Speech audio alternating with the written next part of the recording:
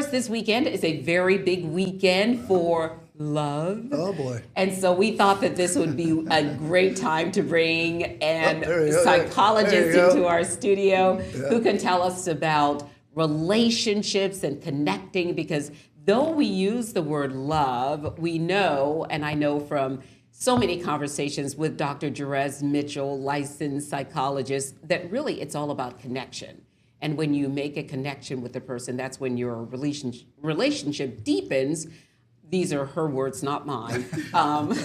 And so we thought we would talk to her today, Brendan, about, doing something special. It doesn't even have to be with a romantic partner. It might be with a parent or even a sibling or an animal, but just finding ways to connect more deeply during this special weekend. So Dr. Jerez Mitchell, with that big setup, welcome to our WCBD Plus streaming app, our TV app, and we're glad that you could join us. Thank you. So happy to be in this space. This is a cool, fun space to be in. It is fun. Yeah. It is fun. We're going to put you to work, though. Okay. We are going to put you to work. So when we think about Valentine's weekend, for a lot of people, it's like, wow, very exciting. Then for some people, it's stressful because you've got to perform and people are expecting flowers on desk and all those kinds of things. So how do you start relieving some of the stress of this day that's supposed to be sweet, but can actually feel pretty uncomfortable for some? Yeah, for a lot of people, this pressure becomes such a big thing that they're like, I don't really know what to do. So one of the first things that you can do is just take a deep breath and say, what is it that my partner would really enjoy on today? And if you don't know that answer, ask them. Sometimes just asking, what is it that you want to do to celebrate our relationship can really open your eyes to the things that you might not have known before. And so once you ask that question, then you can even plan. Some people like to plan with their person, like, okay, well, what can we do today that works for both of us? And that allows you then to have this collaborative relationship and really get to spark some fun memories with the person that you love the most. And the one thing I was remarking on, it's not always about gift giving, the chocolates and the flowers and that sort of thing. I guess what the 5 love languages, I guess you have. You're telling on yourself. You're telling on yourself. 5 love languages. Whoa. Well, I'm just saying, gift giving. I mean, there's nothing quality time. Why don't we just be together, right? And that's the sort of thing. It's just you put a little thought into it and really think about what the other person may like. So that's an important thing. Yeah, absolutely. But that can feel uncomfortable, because then it requires that you're vulnerable. Because what if you don't get the response you were hoping for? What if that person doesn't say something like, oh, yeah, I just maybe a nice walk. Maybe the person's like, well, what do you mean by that or whatever? It just can be sometimes uncomfortable if people aren't accustomed to being open and that kind of thing. Yeah, and to that I say, okay, well, let's go discover something new together. Going on an adventure together can really spark joy and creating memories, because that's really what Valentine's Day is all about, is creating memories with someone that you hold close to you. So try something new. If you've never gone bowling, or if you wanted to walk the Cooper Bridge, go and do that and see what that's actually like. We were just coming across it and I was like, I've never walked this. So maybe that's an activity that we can do together. I heard it's 2 hours, so now we have to make sure we plan time to do so. It's kind of important, too, keeping it fresh for someone who's been in a relationship for a long time or been married for many years. Talk about the importance of that a little bit, the fact that, you may get used to normalcy, right? But keeping it fresh is pretty important, right? Like you said, you've never been across the bridge. Keeping it fresh and maybe doing something different, maybe out of the box. That's right. And even doing things at a time that maybe you don't do it, right? So for a lot of people, they go to the beach when it's hot outside. Well, maybe it's time to take a stroll on the beach when the sun's going down and looking at the sunset together. Even just doing things that are just a little bit outside of your routine can spark those memories that you get to hold on to forever. Dr. Mitchell, I like so much of what you said, and one of my big takeaways in this moment is nothing you've said cost any money. It really was just about an investment of time. Nothing was expensive. I don't think you said anything about purchasing anything. Yeah, because money isn't when it comes to love and money, sure, there are things that you can buy. You can get the big teddy bears, you can get the chocolate, but at the end of the day, it's the memories and the time that you spend with the person, right? What's that old saying of people, they might not remember what you say, but they remember how you make them feel? Valentine's Day is about a feeling and being able to share love, and whatever that means for you and your person, that's what you want to try to create. And that doesn't mean that you have to spend a whole bunch of money. That might mean just going over and just spending time with that person and watching a show together. Maybe a movie that you haven't seen in a long time, or maybe there's a food that you like to cook for this person. Try something new with someone that you love so that you can hold on to the memories that you want to create. And Seawee can kind of be a good example of that. We've been talking about so long. Take them to Seawee. Say, hey, you've never been to Seawee. Let's walk around. Let's see something different. That is a very good point. I mean, you might actually meet somebody else at Seawee. I mean, who knows, right? It could actually get kind of crazy. Love connection, right? But, the other thing that I think is important is there's this pressure to be with someone on this particular weekend. What if you're not dating? We hear about Valentines or whatever. And, what if someone's feeling particularly lonely this weekend? Well, if you're feeling lonely, this would be one of those things that I would say, volunteer your time. You don't have to stay in the house if you don't want to. There are a lot of different things that you can get involved in. You can go to an animal shelter. You can go to a women's shelter. You can go to different places and volunteer your time because, again, you're wanting to convey and do something that's going to help support those around you. And being able to give of your time and give of your resources can also feel very good for you. Move through whatever feelings that you might be experiencing.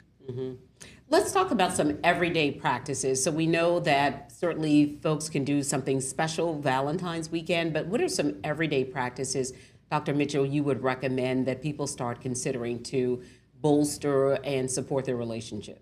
Yeah, I would say take time to prioritize your relationship. We can get so caught up in the day-to-day and having so many different roles, but sometimes you have to allow that relationship to be the priority for today. So what's one thing that you're going to do that can help support you and your partner?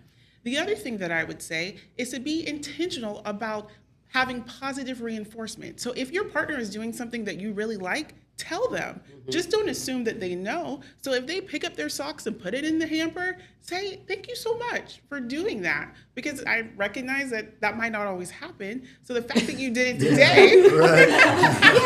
Why is everyone looking at me? Why is everyone looking at me? That's what I want to know.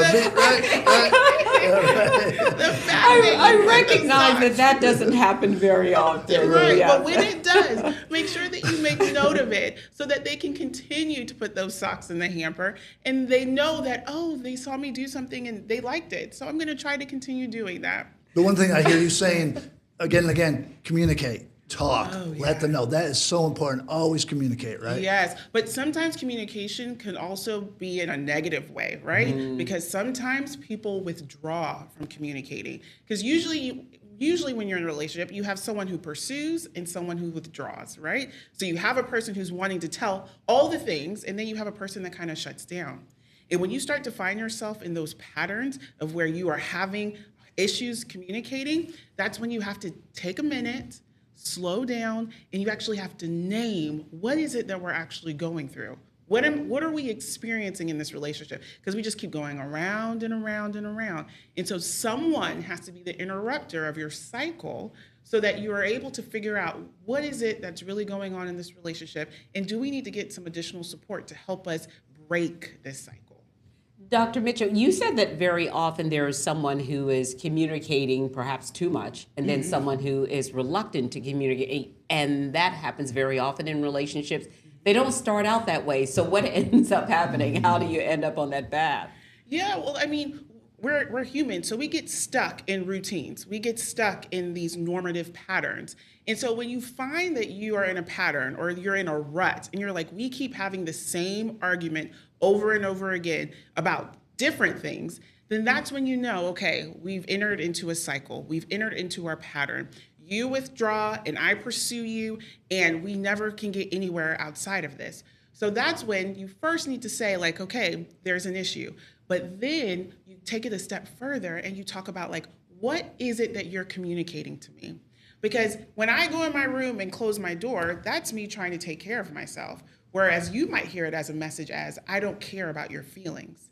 And so what you are communicating through your actions might not be what your partner is receiving. And so then we have to ask, what did you hear me say? Or when I go to my room, what do I communicate to you in that? And that can actually start the conversation for us to get understanding about what messages we're sending to each other.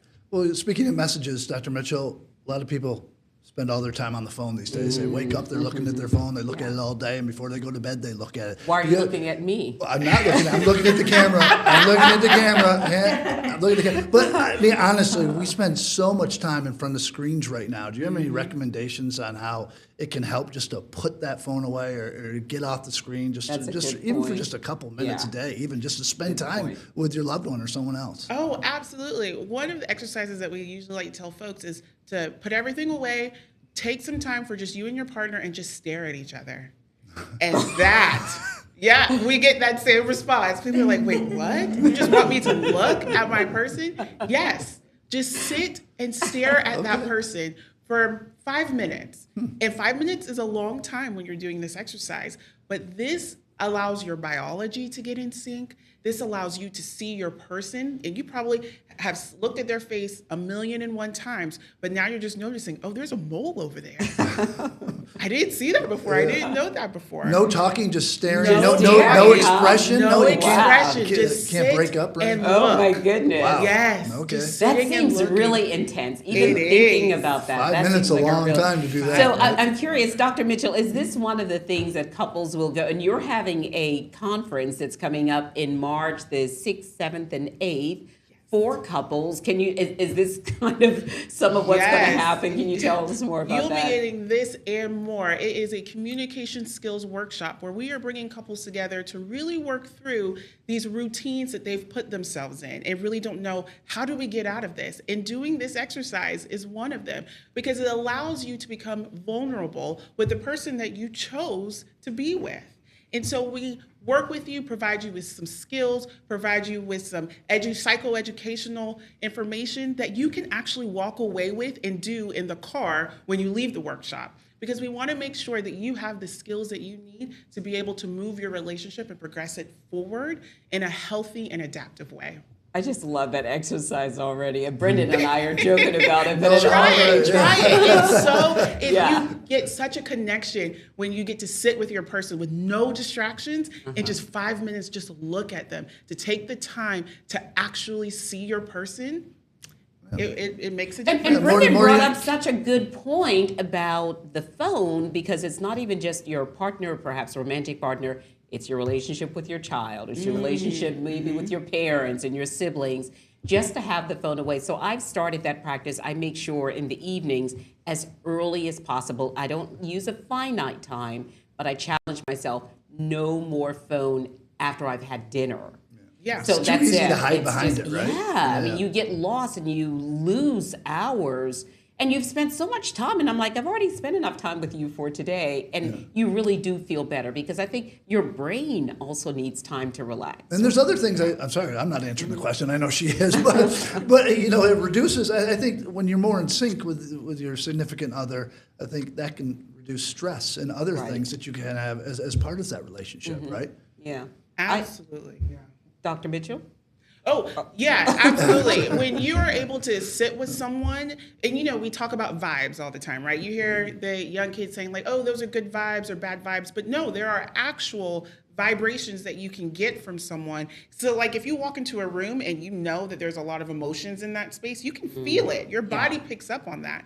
So to actually be able to take that time to remove all of those distractions, to just sit with someone that you care about and you have feelings of love for, whether that be a family member, a child, a partner, a parent, that allows you to connect on more than just the physical level. It allows you to connect emotionally and mentally. Dr. Mitchell, you took us through that one exercise of just staring, trying to just stare at someone intensely for 5 minutes. Are there some other quick takeaways that we can think about over the next few days? Perhaps someone can benefit from coming to your couples retreat, March 6th, 7th, and 8th. But what are some things, everyday things that we can start doing, maybe even this evening with our partner?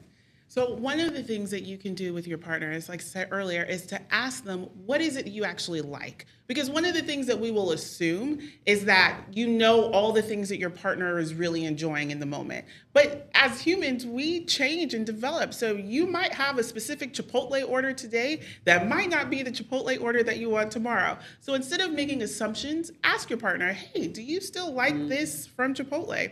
Other things that you can do is to figure out and find what are some memories that we can create. What's something that we haven't done together that you've been interested in? Or what's something that you wanted to go to that you never thought to ask me because you thought I wouldn't enjoy it? Being able to ask these questions and get some feedback will allow, again, for that relationship to blossom. And when you engage in these activities, talk about, like, was that something that we want to do again? And if it isn't, that's perfectly fine. Now you know, okay, maybe we really don't need to go downtown and bar hop. Maybe we need to find a painting class or a sculpting class. And that might be more on our level of what we wanted to do together. Dr. Mitchell, we talk about togetherness and what we can do as a couple. What are the benefits of maybe also spending a little time apart?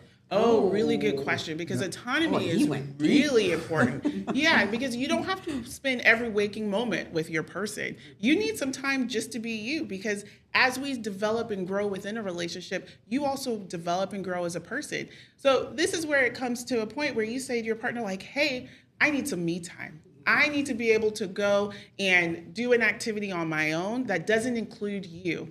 And the hope is that your partner will hear that as, you just need to do you. And that has nothing to do with how much they love you or how much they care for you, but just being able to have that time to just sit and be intrinsic and think about your own thoughts can actually provide you with more clarity, so that when you are able to come back together with them, you have more mental capacity to be able to include them in whatever activity or situation that you might be getting into next. That's really good. I love that you really do, when you're independent and feeling good, and makes you stronger when you're actually together. Oh, yeah, for sure. You have to have that time away. You need to have time to check in with yourself, because if you don't do your own check-in, how are you going to be able to respond and give the feedback to your partner when they ask you questions? That's really good. I love that. Any other takeaways that we can consider just on a daily basis, things that we can do to make our relationship stronger? Yeah, the other thing that I like to encourage folks to do is to write about your day. When things are going well and when things aren't going well, write about it. That way you're able to look back and say, like, oh, this was something that worked really well 2 weeks ago. Maybe we need to implement that again. Or maybe this is something that we don't need to try because it didn't seem like it worked out well. Having a journal really allows for you to take a look and see what patterns and what things are actually working in your relationship and what isn't. Because sometimes we think, like, oh, this might be a really good thing, but if you journaled it and gave some feedback and you look back and you're like, oh, actually no, that didn't get me or get us to a place that we wanted to be, then that's something that we want to steer clear from. So journaling works really well for couples. And then again, spending that time, having boundaries, making sure that if you are a couple with kids, that you have time to just be you and your partner. Having that time without kids is very, very important. It allows for growth to occur, because if the kids are always around, you're not going to be able to have that vulnerability time with each other that your relationship probably needs, so that you are able to be the best parents that you can for your children. So quality time together, journaling, those are some of the things that can really be beneficial. Dr. Jerez Mitchell, this was such a nice conversation. Thank you so much. I mean, just in time, a weekend of love, and I think that folks will probably go into it feeling a little bit better about how they should handle their relationships, the romantic ones and all others. Yeah. We appreciate your time, Dr. Jerez Mitchell, and of course, we appreciate you spending this time with us. Again, we will be back downstairs in our studio for News 2 at 5, 6, then a special edition, 7:30, The Olympic Zone.